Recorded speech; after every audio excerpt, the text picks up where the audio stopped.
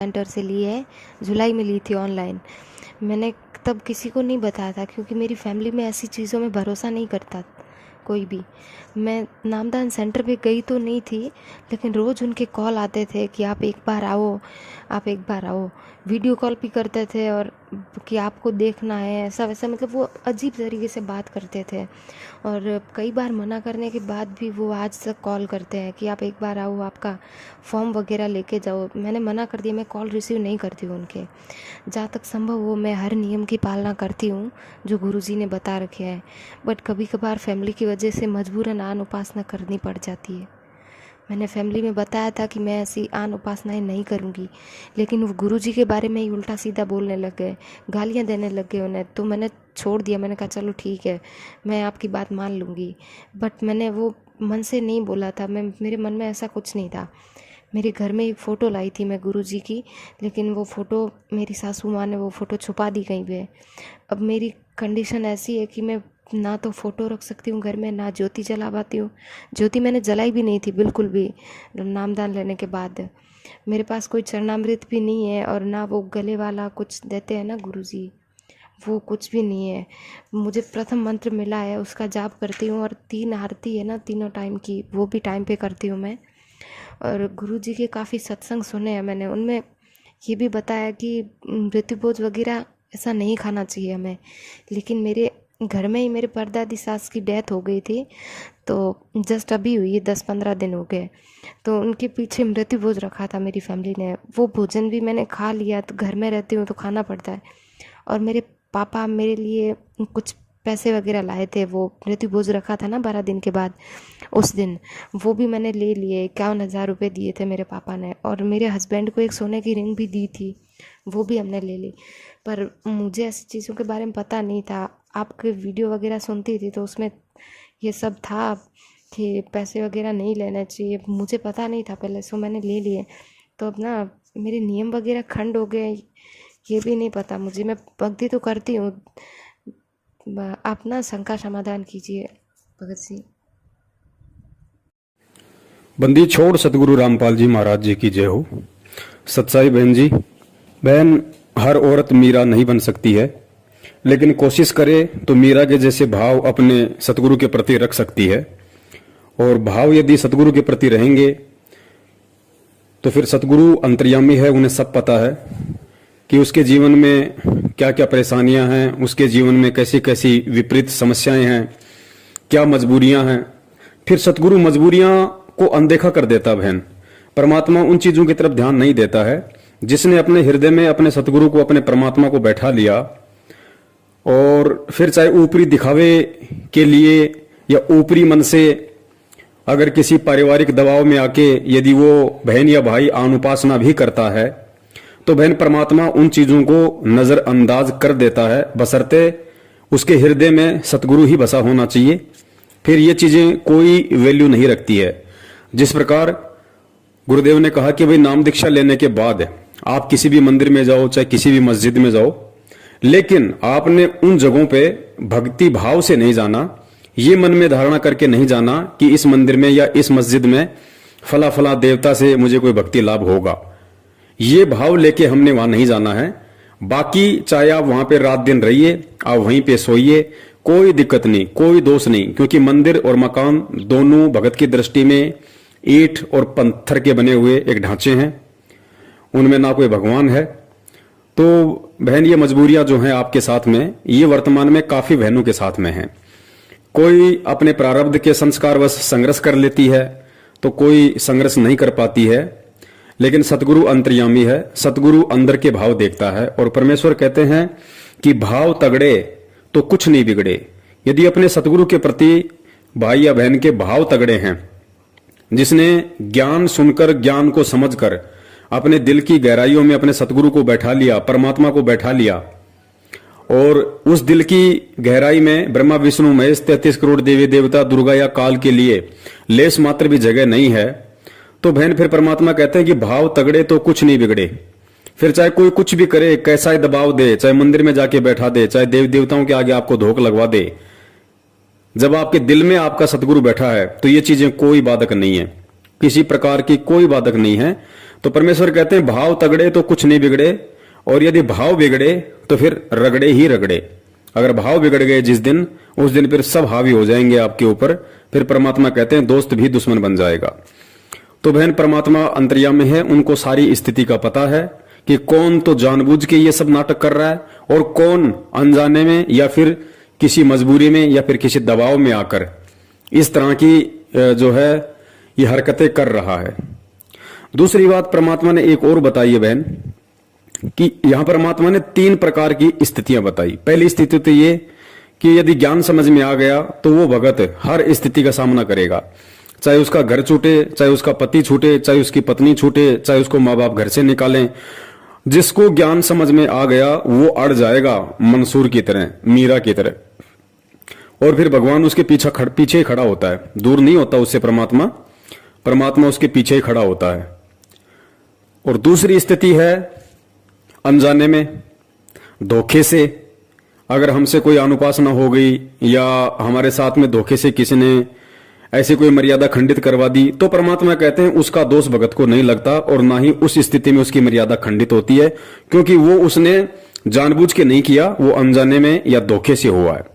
और तीसरी स्थिति परमात्मा ने बताई मजबूरी की। मजबूरी यानी भगत को ज्ञान भी है, उसको पता भी है कि अगर ये नियम परमात्मा का तोड़ूंगा तो इस नियम की ये सजा है और मैं परमात्मा से दूर हो जाऊंगा, परमेश्वर अपना पंजा मेरे शीश से उठा लेगा। ऐसी स्थिति में सब कुछ पता होने के बाद भी यदि वो दबाव में आके, मजबूरी में आके यदि वो परमात्मा का नियम खंड करता है, तो ऐसी स्थिति में गुरुदेव ने बताया कि जहां उसकी मौत होनी होगी वहां परमात्मा उसकी एक टांग तोड़ के रख देगा। जहां उसके संस्कारवश उसकी मौत लिखी होगी वहां परमात्मा इतना लाभ दे देगा, इतना बचाव कर देगा कि खाली उसका हाथ या पैर ही टूट के रह जाएगा। कहने का मतलब है कि भगत को 20 से 25% नुकसान उसके संस्कारवश वहां पे हो सकता है, यदि उसका कोई माड़ा संस्कार हुआ तो ऐसी स्थिति है बहन इस भक्ति में।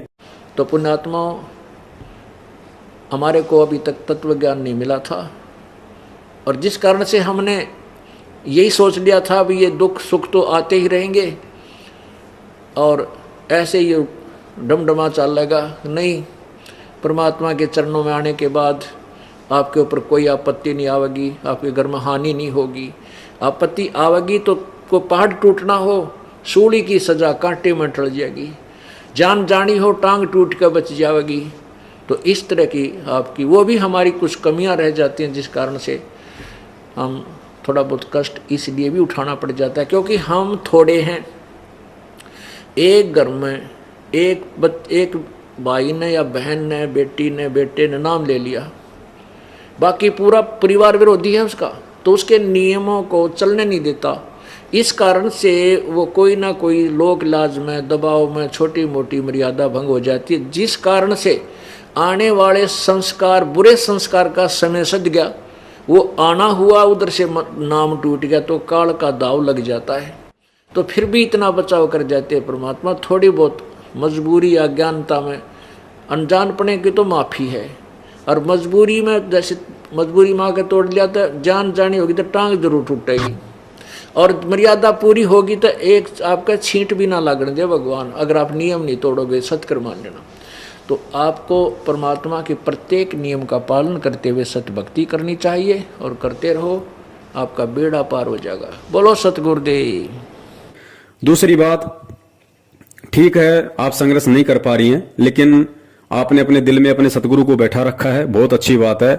गुरुदेव ने कहा कि यदि सत्संग भी आप सुनते रहेंगे, परमात्मा के सत्संग भी यदि आप सुनते रहे, तो परमेश्वर कहते हैं कि सत्संग मात्र से 70% लाभ भगत को मिलता है। सत्संग सुनते रहने से ही 70% लाभ परमात्मा भगत को देता है। तो यहाँ आपसे प्रार्थना की जाती है, जब तक सत्संग चले आप सब चिंताएं और इधर उधर की गल्ला बातें छोड़ के ध्यान से सत्संग सुनो। चाहे कोई रोगी है, चाहे कोई संकट है किसी प्रकार का, आप एकाग्रचित्त होकर सत्संग सुनोगे तो राहत मिलेगी, और ये ज्ञान ग्रहण होगा। इस ज्ञान से आपको 70% लाभ तो ज्ञान से मिलेगा। और रही बात बहन जी नियम वगैरह की, तो नियम तो देखो परमात्मा के नियम है, नियमों में परमेश्वर ने किसी भी देश काल परिस्थिति में कोई छूट नहीं दी है, क्योंकि ये ज्ञान समझने के बाद, परमात्मा से ये तत्व ज्ञान लेने के बाद राजाओं ने राज त्याग दिए, ऋषि मुनियों ने शरीर गाल दिए भगवान की प्राप्ति के लिए। तो आज तो बहन जी हमारे पास बहुत सारी सुविधाएं हैं, बहुत सारे हमको कानून ने भी अधिकार दे रखे हैं कि हमारे साथ कोई जबरदस्ती नहीं कर सकता। धर्मनिरपेक्ष हमारा देश है, कोई भी किसी को किसी भी धर्म की पूजा पाठ करवाने के लिए बाध्य नहीं कर सकता। और ऐसी स्थिति में भी और सतगुरु से तत्व ज्ञान लेने के बाद भी यदि हम थोड़ा बहुत भी संघर्ष इस भक्ति मार्ग पे नहीं करते हैं या नहीं करने की कोशिश करते हैं, तो फिर बहन समझी तो जाएगी कमजोरी कि उस जीव आत्मा की ये कमजोरी है, और फिर उसी अनुसार देखो उसको परमात्मा लाभ देगा। कहते हैं ना कि तेल हमेशा तिलों में से निकलता है, जितना भगत बोएगा उतना ही काटेगा, क्योंकि ये सूरमाओं की भक्ति है बहन। परमात्मा ने बताया कि यदि समझ में आ गया तो फिर मंसूर बनना पड़ेगा, समाज के आगे, परिवार के आगे, रिश्तेदार के आगे, सामाजिक आर्थिक या किसी भी प्रकार की परिस्थितियों के आगे फिर भगत को सूरमा बनना ही पड़ेगा, भगत को मीरा बनना ही पड़ेगा। नहीं बनता है उसकी अपनी कमजोरी है, और जितना वो करेगा उतना परमेश्वर उसको अवश्य देगा। लेकिन वर्तमान में आप जी लगी हुई हैं सतगुरुदेव जी की भक्ति पे, ये भी अपने आप में एक बहुत बड़ी बात है। तो परमेश्वर अवश्य आपका बचाव करेंगे, इसमें तो कोई दो राय नहीं है। और आप जी भाव बनाए रखिए, श्रद्धा बनाए रखिए, ये भाव और श्रद्धा का ही खेल है। परमेश्वर दया करें उनके आने तक यदि आप इस तरीके से भी भक्ति भाव में लगी रहेंगी, क्योंकि आने वाले समय में तो परमेश्वर दया करेंगे। जो लोग आज खुद आपका विरोध कर रहे हैं उनको भी अपनी गलतियों का एहसास होगा, वो भी परमेश्वर की भक्ति में लगेंगे। लेकिन ये कुछ जो संघर्ष का समय है ये केवल वर्तमान समय का है। तो कुछ आत्माएं संघर्ष कर लेती हैं, कुछ आत्माएं पीछे हट जाती है, लेकिन दिल में सतगुरु को बसाए रखो, बस इतना भी काफी है परमेश्वर के हिसार जेल से आने तक, और वो समय परमात्मा ने पूरी पृथ्वी पे लाने तक। जब तक हम इस तरीके से भी यदि परमात्मा के पीछे लगे रहेंगे तो भी परमेश्वर हमारे जीवन में आने वाले जो संकट हैं, परेशानियां हैं, काफी हद तक परमात्मा उनका निवारण करता रहेगा। तो इस तरीके से भी यदि आप अपनी आरती वगैरह करती रहेंगी और सत्संग वगैरह सुनती रहेंगी तो भी परमात्मा बहुत बड़ी राहत आप जी को प्रदान करता रहेगा। यानी जो आपके भाग्य में जो संस्कार था परमात्मा उसमें भी काफी फेरबदल करेंगे। जो संकट आपके जीवन में आने हैं परमात्मा उनमें आपको 50% तक राहत देगा, अगर इस तरीके से अपने दिल में सतगुरु को बसा के भी यदि आप उनकी भक्ति में लगी रहोगी तो। सत साहिब जय हो बंदी छोड़ के। बोलो सतगुरुदेव की जय हो।